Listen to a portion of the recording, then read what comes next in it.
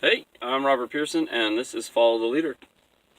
And that's the time we sit down and just go over a Bible verse about biblical manhood and being a good father, husband, and man all around.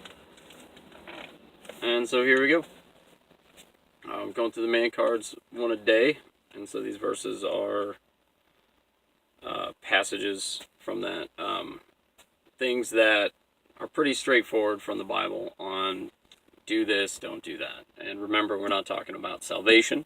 We're talking about Christian living and how to do your best for God every day. So now the passage for this one really should have been 8 to 14. I got 12 to 15 written down, but I'm going to mix it up. This should be 8 to 14. Oh, taste and see that the Lord is good. How blessed is the man who takes refuge in him. Oh, fear the Lord, you his saints. For those who fear him there is no want. The young lions do lack and suffer hunger, but they who seek the Lord shall not be in want of any good thing. Come, you children, listen to me. I will teach you the fear of the Lord. Who is the man who desires life and loves length of days that he may see good? Keep your tongue from evil and your lips from speaking deceit. Depart from evil and do good. Seek peace and pursue it. Bam. So there's that for that section. Good deal. So, what do we got coming to mind from this? One of my favorite t-shirts is a red t-shirt with a picture of a Chinese food box on it. And it says, taste and see the Lord is good. I love that shirt so much.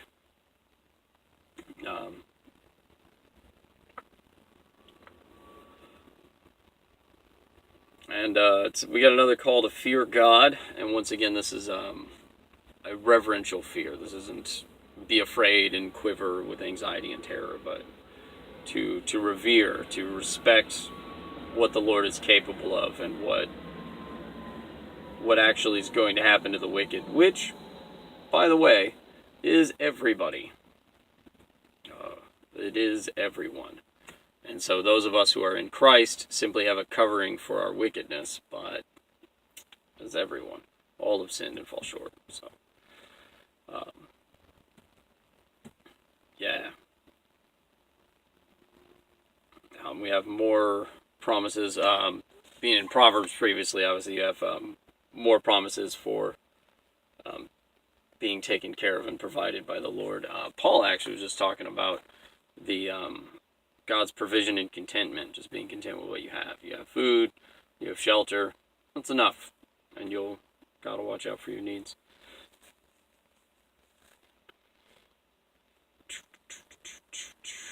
Depart from evil and do good, seek peace and pursue it. Nice. What's the central theme? I would argue the central theme for this is fear, and it's elaborating on.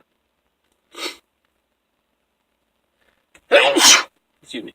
It's elaborating on what will happen to people who fear God, and then it gives you just a little explanation of here's what fearing God looks like. Right at the end. So, what does do good mean, though? Depart from evil and do good.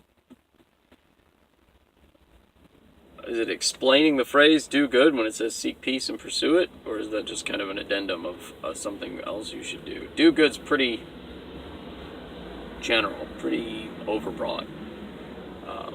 When you do good, what is good, right? Helping little old ladies across the street, giving when you know people need it, of your time, of your effort, helping your friend move, I would think. Being nice and kind to people, taking your time to listen when people are speaking. All that stuff. Just generalized good. So, what's going to be easy about fearing God? Knowing that He'll provide for your needs, right? That He's going to take care of you. He's got us covered. It's It's going to be easy when you know you've got things, when you know that God has your back. You simply calmly revere him. There's going to be a lot of stuff that's hard about this too, though. Seek peace and pursue it. I would argue this applies equally in marriage, right? When you and your wife are having disagreements, you should seek peace and pursue it. Now, that doesn't mean you should fold at every disagreement or every argument, but you need to be the one to make the first move. First one to say, I'm sorry, let's figure this out, or I didn't understand, or something. Not always taking the blame on yourself, but taking the share of blame. Blame is never binary. It's never your fault, so I don't have any fault.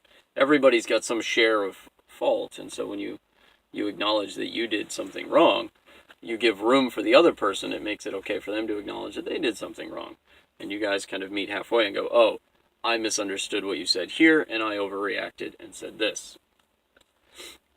Or you misunderstood what I said here, I meant this, and then I reacted to your overreaction, and we should have been able to catch that. So, but being the first one to make the move, to seek peace and pursue it, that's hard. That's hard, putting yourself aside and making the first step. It's tough. But you gotta do it, right? That's what being a man is. It's doing hard things.